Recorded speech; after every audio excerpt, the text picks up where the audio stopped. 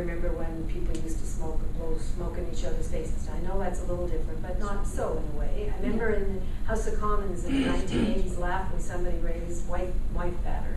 Well, ha ha ha. Things can change, and I believe, think of climate and that whole story. Hardly anybody knew about it 10 years ago.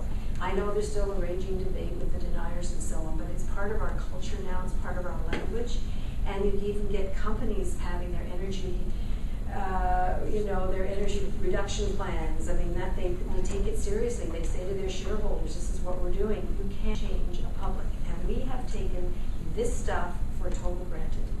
I call it the myth of abundance. As a human species, particularly in the global north, we have just thought this just comes out of taps or comes in bottles, and it's there to serve us, and we haven't had any sense of a notion of responsibility for it. I don't know any way to change that except hard work. It's the only thing I've ever. Everybody said, how can you? And I said, I don't know, hard work, So how do you do it? Well, you do it through teaching kids in school. We're now building good curriculum in many, many schools around. You ask the kids about bottled water. You want to see strength, and when kids understand it, they go home and tell their parents, you put that bottled water away. We're not going to do that in this house. So that's one place. The myriad of films and books being written now. I can't keep up with the request for me, to be involved in these projects. And I know as they come across my desk, the research is being done.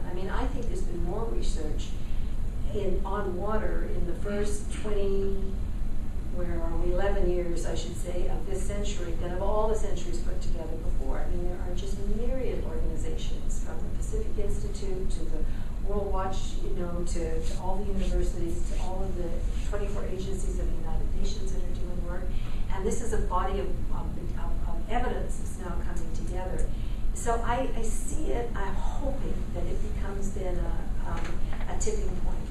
But it needs the principles. I feel really strongly about this, because I call it blue gold. I say that water is to this century what oil was to the last. That it is those who saw that the crisis coming first were the people who were going to make money from it. They saw it and they thought it's buckets and buckets of money to be made from this declining resource. And they'll give you all, but isn't it terrible, and children are dying, blah, blah, blah, but we can make money from it. So we have to be smart. We have to know that those people often have very deep pockets.